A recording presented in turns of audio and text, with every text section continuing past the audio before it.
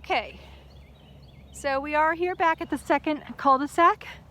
We just looked at lot 108, which sits right here. Just across the street from lot 108, on the same cul-de-sac, is lot 110. So 110, again, ditch line community. So we will have the pipe, and then the earth will be going across it for the driveway. Driveway will be cut out here. You can see the two green stakes where we mapped out someone's driveway. We're going to get a nice view. Here's the house that's under construction at the end of the cul-de-sac. Property line starts probably, let me see if I can figure it out, probably about that blue stake right there, maybe just a little further. So this property is very interesting. It's kind of a wide piece of property. It is interesting because it is pretty cleared. There are trees surrounding it, but there's actually not a tree within the property line. So that's kind of an interesting thing. If a tree gets felled in a storm, then it's your neighbor's problem, not yours. Okay, so I'm going to step back. Actually, I'll move forward and I can show you where the house is staked out on this lot. We're walking up the driveway right now. And you can see we have one corner of the house right there. You see the lime green. It goes back to another corner there. We're going to come across the front to another corner here, and then all the way at the back is another corner. So what's unique about this is a great lot. It can fit almost any of our homes, even the largest of our homes it can fit. So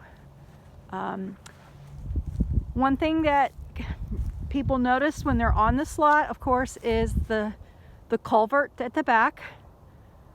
It does drain into a water retention pond. However, once we are finished constructing here and we are off bond, there is a dam on that will be broken. Remember what I said about silt in the other videos. Silt is a bad thing for the Chesapeake Bay. We have silt fence everywhere to keep the silt from getting into the waterway. England Run is just right down there in the woods, and that goes to the Chesapeake Bay.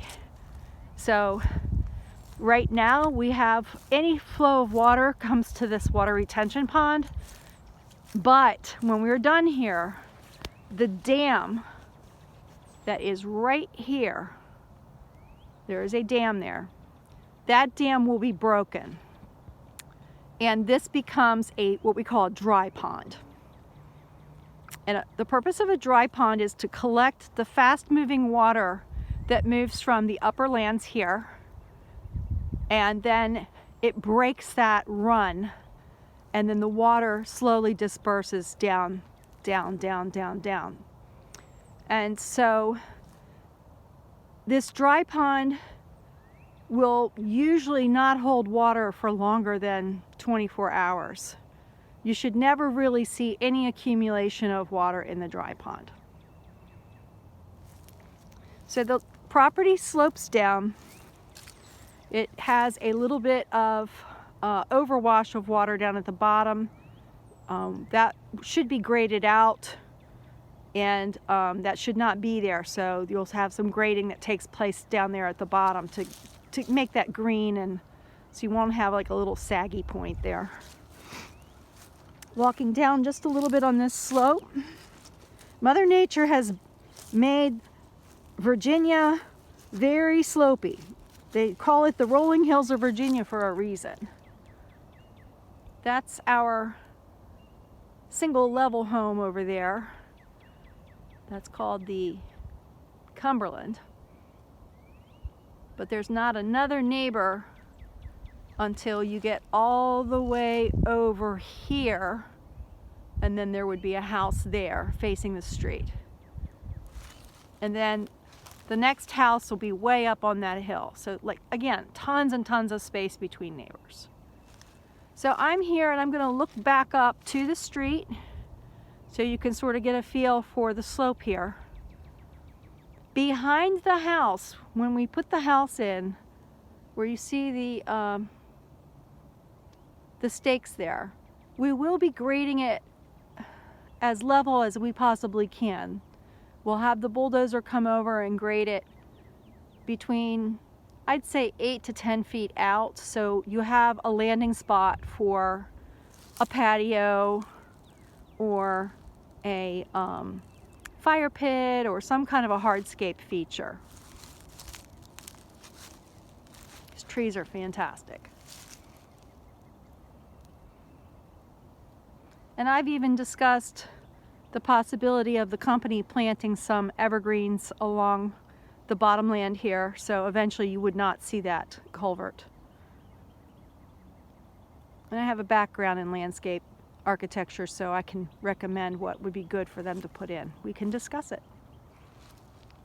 Okay. We're going to move back up.